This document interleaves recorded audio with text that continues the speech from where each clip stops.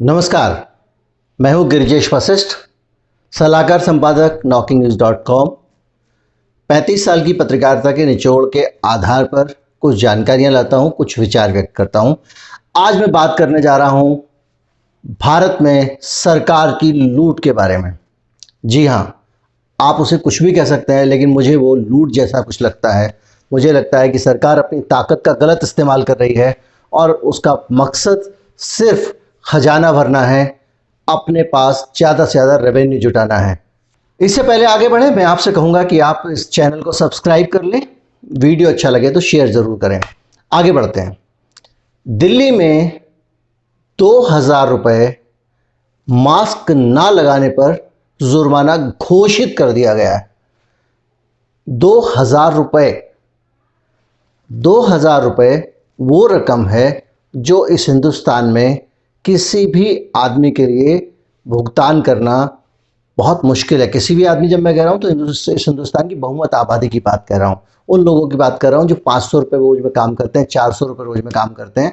और ज़्यादातर मास्क और दूसरी चीज़ों की लापरवाही वही लोग फंसते हैं, क्योंकि मिडिल क्लास और अपर क्लास तो बहुत बढ़िया अपना इंतज़ाम करके रहता है, उसके बाद सुविधाएं भी हैं, उसके बाद इलाज कराने के पैसे भी हैं। ये आप उन्हीं लोगों पे 2000 रुपये लगा रहे हैं जिनको आपने, जब वो यहाँ से घर जा रहे थे तो आपने 100 रुपये भी नहीं दिए थे। सरकार ने जो मोटा टैक्स वसूलती है, जिसको अपना खजाना भरने की हमेशा चिंता रहती है, उस सरकार ने 100 रुपये भी नहीं दिए थे। बल्कि वो जब पैदल घर जा रहे थे तो पीट पीट के बंद कर दिया था, वो किसी भी राज्य की सरकार हो।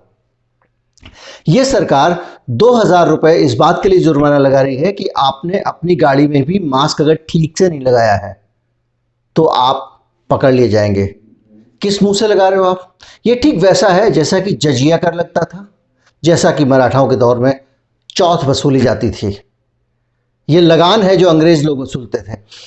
कैसे है मैं आपको बताता हूं। बिहार का हाल में इलेक्शन हुआ, एक एक करके आता हूं। तेजस्वी यादव से शुरू करता हूं।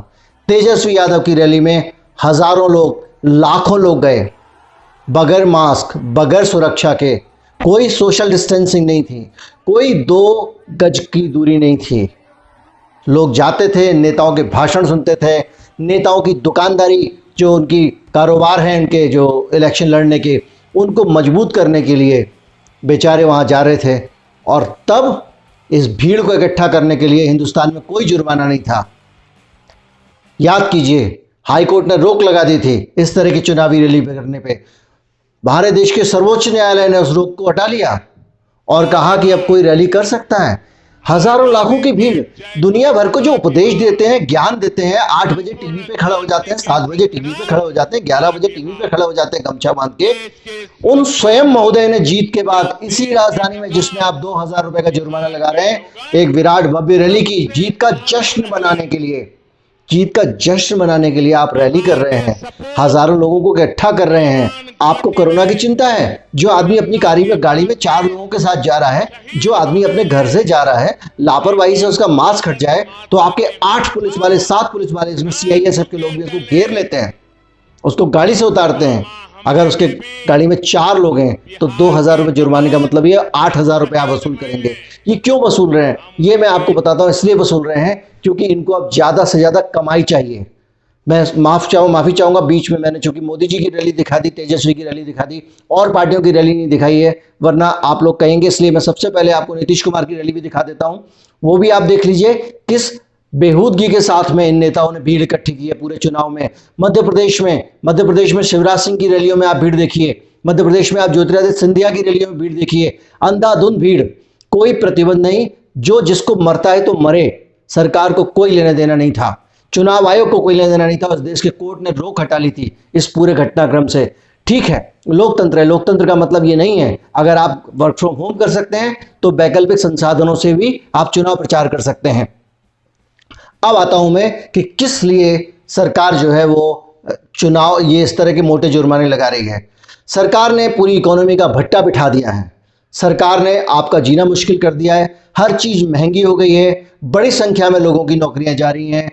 20-30% लोग अपनी नौकरियां गंवा चुके हैं। बाकी प्राइवेट नौकरी वाले और सरकारी नौकरी वाले भी अपना वेतन का मोटा हिस्सा कटवा रहे हैं।